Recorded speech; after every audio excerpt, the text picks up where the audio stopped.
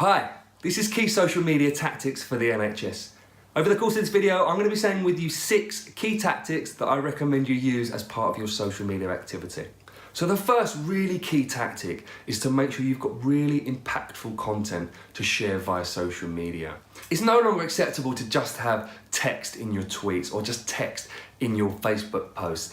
These days, our timelines are jam-packed full of posts from other people, and so we need to find a way to get their attention. And normally that will be done by a really great image, a really great video, an infographic or something like that. And that's how we get people to see our messages and to make sure they actually engage with them. But content is not just limited to those types. You might also want to share articles, you might want to share blog posts and so on. There's lots and lots of content that's out there.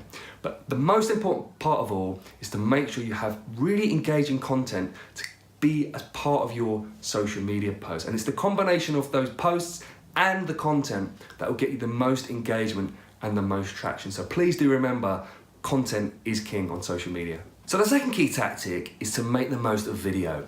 Video is really vital to the success of social media. You've only got to look through your Twitter, Facebook, Instagram feeds to see the amount of videos that we're now sharing online. Video, in fact, now makes up around 2/3 of all online content, and we expect to see videos wherever we go. 82% of Twitter users now watch video on Twitter. There's 1 billion YouTube users worldwide. And video really is at the heart of everything good on social media, and that's why we need to be thinking about how we can create impactful videos to share via our profiles. So there's lots of ways we can create videos now. It used to be that we needed a BBC production to create something good, and now we can actually create things ourselves. Most people have a smartphone that can take up to 4K quality video, and all we then need is a bit of basic lighting, a bit of basic sound, and we have got the kit that we need to produce high quality videos. But it doesn't have to just be videos, it could be animations, motion graphics. The possibilities are endless, but it's just important to have that video content that we can share via our social media channels, because it's much more engaging, it's much more impactful, and people take in much more of the message when they watch it in the video. In terms of the length of the video, less really is more. I recently spoke to the managing director of Twitter UK, and he said anything around 10 seconds is going to work best on Twitter, talking about maybe 30 seconds on Facebook, and any more than that you're going to start to lose people. So it really is short but sweet will hit the mark. And video can be used in lots and lots of different ways within the NHS. Could you use a video to do a virtual tour of your new facility? Could you use a video to showcase your staff as part of your recruitment campaign? Could you use a video to encourage staff to wash their hands? The possibilities really are endless. But one thing's for sure, we watch videos more than ever before and we take in their messages. So we really do need to be thinking about video content with any social media campaigns. So tactic number 3 is to really harness the power of influencers.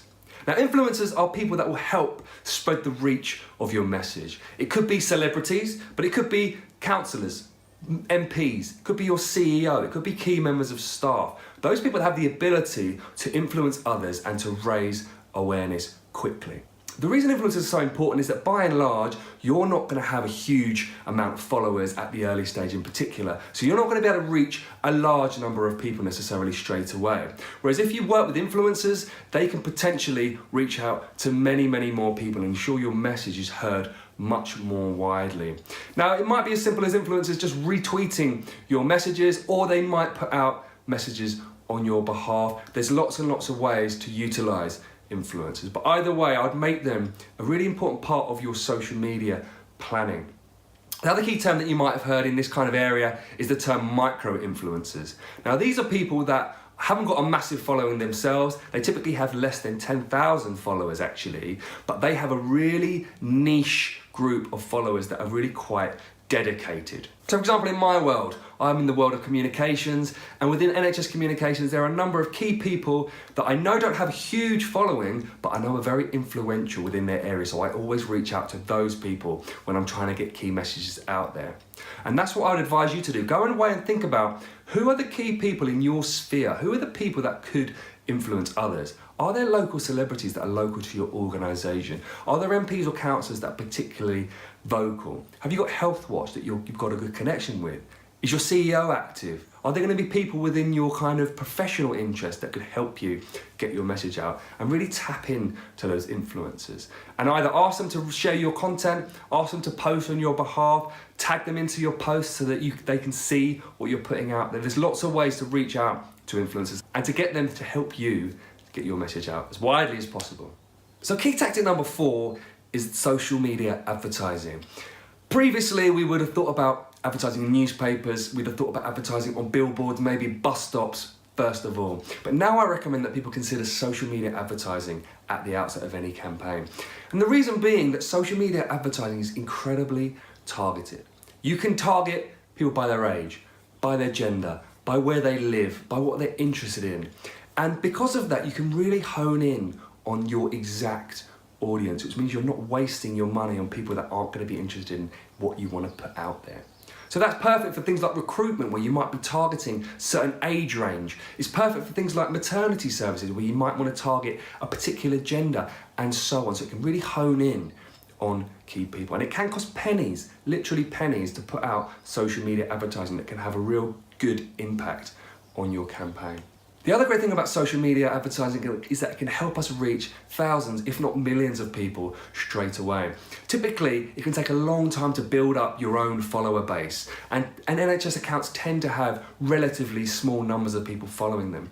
Whereas social media advertising enables you to cut to the chase and cut straight to large numbers of people with your information, so it can be really, really effective. So tactic number 5 is all about storytelling. Now, you might have heard the story of 2 guys in America that went to a thrift store and they bought 200 items for just $200. And what they did was they went home, they listed all the items on eBay, but what they did was they added a short 400-word story to each of the items. And through telling those stories, they were able to sell those items that they originally bought for $200 for over $8,000. We love stories.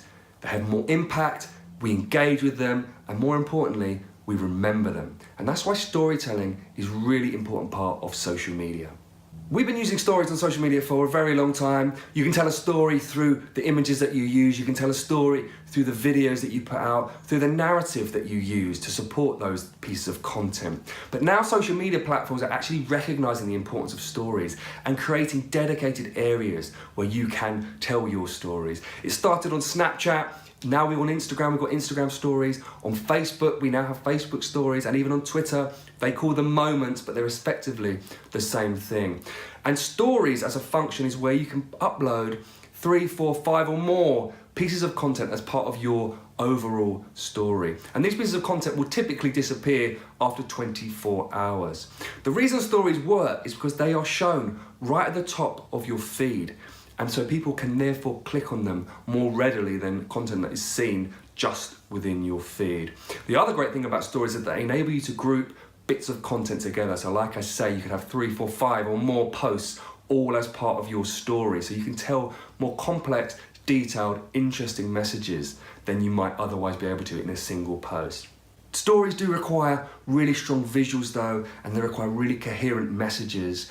It's also interesting to note that stories that are too professional, too corporate, are nowhere near as successful as those that are more candid, more honest, more real. So we need to balance out how we use stories through these social media platforms. But nevertheless, stories are becoming increasingly important to social media, and it's definitely something that I recommend NHS staff to embrace. So the final tactic I wanted to share with you was to encourage your audiences to create and share user-generated content. Now, user-generated content is content that has been created by your audiences. So for example, when I did the Christmas #1 campaign, I encouraged my audiences, my followers, to create their own pictures with the hashtag NHS for Xmas #1 and to share those across their social media channels. And by doing so, I managed to get 10,000 plus people to post their own images. And that meant that my campaign, the information that I was putting out, was getting seen by a huge number of people that I would otherwise not have reached. And that awareness grew exponentially from what I could have done myself. And we see it in lots and lots of campaigns where people are encouraged to post pictures with hashtags, share videos with hashtags, just share comments with hashtags in order to raise and spread awareness of a certain topic.